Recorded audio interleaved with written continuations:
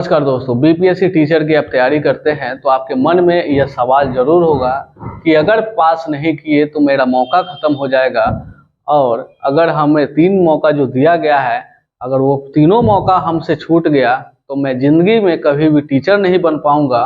आपके मन में ये सवाल जरूर होगा दोस्तों। तो चलिए, आप इस वीडियो में, अगर इस वीडियो को देखकर आप 100% हमारे बात से आप सहमत जरूर होंगे, क्योंकि इस वीडियो में हम वो बात कहने वाले हैं जो कि आपके मन में नहीं था। क्योंकि आप जो है उस सूचना को सिर्फ ऊपर से पढ़ लेते हैं, लेकिन उस तर्क को आप नहीं समझ पाए।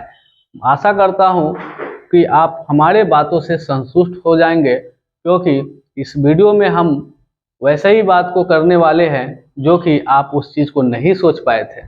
चलिए दोस्तों, बात करते हैं कि बीपीएससी के नियमावली 2023 के अनुसार कहा गया है। बीपीएससी के नियमावली 2023 के अनुसार कहा गया है कि अगर कोई कैंडिडेट जो है उम्मीदवार अगर इस टीचर बहाली में अपने दिए गए 3 मौका में उत्तीर्ण नहीं हो पाते हैं तो वह टीचर नहीं बन पाएंगे, यानी कि फिर एग्जाम में नहीं बैठ पाएंगे। तो दोस्तों, नियम क्या होता है? नियम बनता है, टूटता है, ये बात आपको भी पता है। नियम जो है बनता है और टूटता है। इसके पहले वाले भी नियम अलग था ना टीचर का। अब एग्जाम वाला नियमावली आया बीपीएससी के द्वारा 2023 नियमावली, और आप देखेंगे कि नियमावली जो होता है ना हमेशा टूटता है, 2, 3, 4, 5 साल के अंदर में टूट जाता है।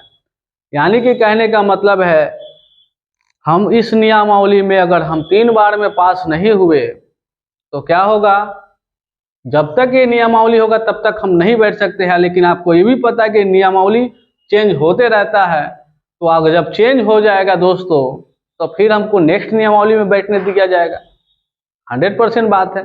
जब 2023 नियमावली में हमारा कोटा फुल हो जाएगा, अगर 2025 में मान लीजिए कोई नया नियमावली बनता है टीचर के रिलेटेड, तो उसमें तो हमको भी दिया जाएगा मौका ना। तो इस बात से संतुष्ट हो जाइए कि टीचर के नियमावली में, यानी 2023 का जो नियमावली जो बीपीएससी का जो बनाया गया है, उसमें अगर आप 3 बार अगर बैठते हैं, यानी 3 बार किस में?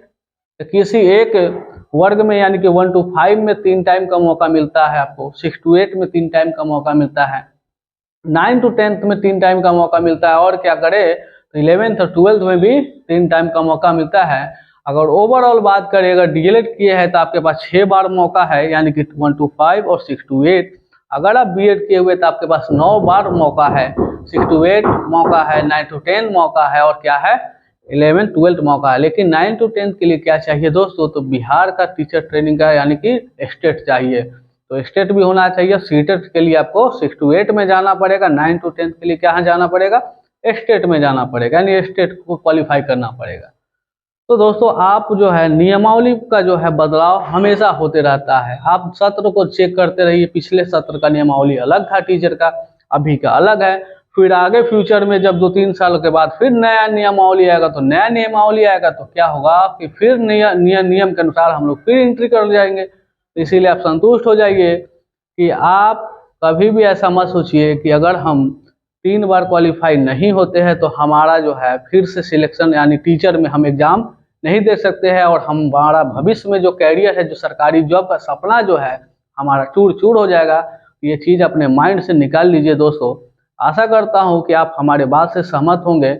अगर आप सहमत है तो हमें कमेंट करें, अगर सहमत नहीं है तो फिर भी कमेंट करें, क्योंकि सभी का विचार अलग अलग होता है। सभी का विचार हम लोग देखेंगे कि हाँ, सबका क्या सोचना है। ठीक है।